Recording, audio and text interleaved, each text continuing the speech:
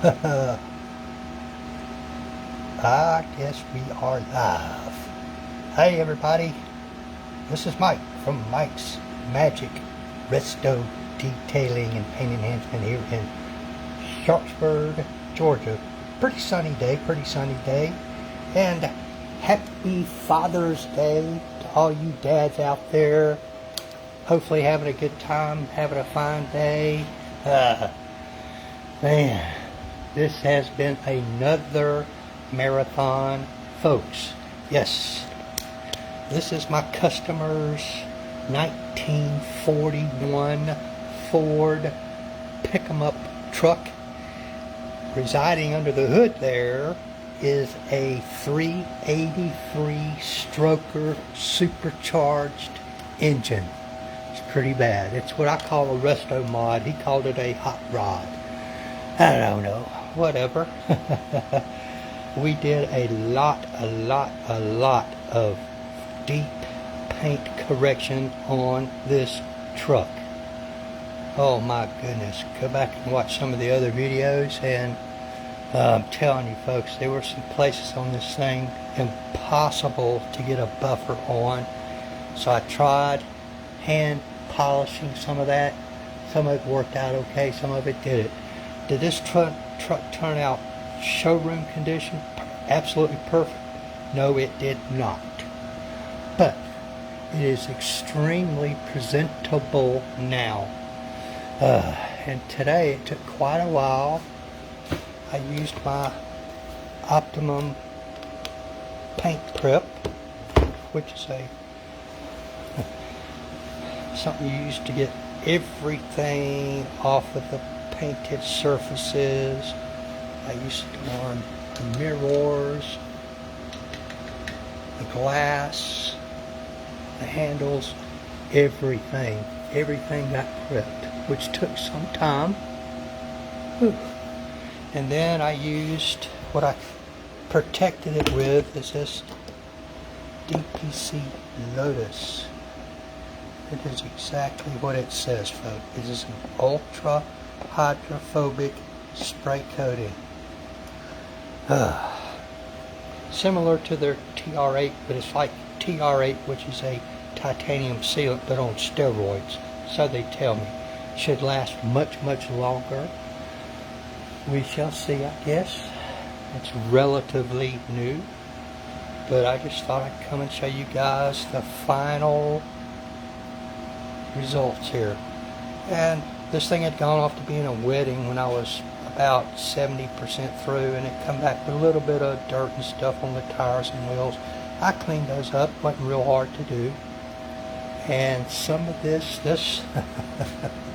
gloss and shine is out of control, folks. It is out of control. And like I was telling you earlier, is it perfect? No. If you look closely there, I don't know if I'm going to be able to get it to show up. There's a little scratch right there that would not come out. And trust me, there are several in different spots around this truck that just would not come out.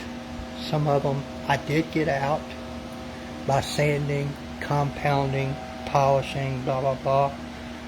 Some of them I did not, because A, it was too risky, would take too much clear coat off, and the other reason is I was already way over budget in this car. Way over budget. It's like a smudge on the glass there. I think that's on the inside. Oh man. So everything got coated. Dust everywhere. My goodness. But overall, I'm very pleased with this. Somebody's watching. Ooh. This coating, folks, it also helps fill some of the lighter scratching a little bit. I'm telling you what, getting down all in here, between here, virtually impossible to do. All these little areas, extremely difficult. But as you can see, I think overall I would have to give it an A. It's not an A+. but it's an A. Getting all back in there, a real pain. Well, here we go, here we go. Tailgate was a little bit of a problem. Took a lot of time just because of all these different widths, little curves and narrow spots. Like this panel, no problem. All in here, this little curvy part here, little curve there, down there, coated and polished the bumpers. Getting all in here, real pain in between these letters, those little spaces there. But it turned out rather nice. Like there is a rock chip or something, nothing I can do about that. I tell you what, folks. See, now there's some scratches there, very deep. I did try to attack those a little bit. I think I minimized them to some degree, but they are very deep. That white you see is primer showing through. So that means they're very deep. Some of this is where the paint is just cracking. Well, you know, I think this paint job, I think he told me it's about 10 years old. So, you know, and a lot of the scratching in this was just from improper washing methods. Some of it was for the body shop. They did a very diligent job of like sanding, like in all these little spaces right here, but you can't get a buffer in there. Trust me, you can't. Not even the nano buffer. Very difficult. You shouldn't sand where you can't buff. I'd rather just leave it like it is. A lot of scratching on the running boards from people getting in and out and stepping on them. Some of that happened at the wedding.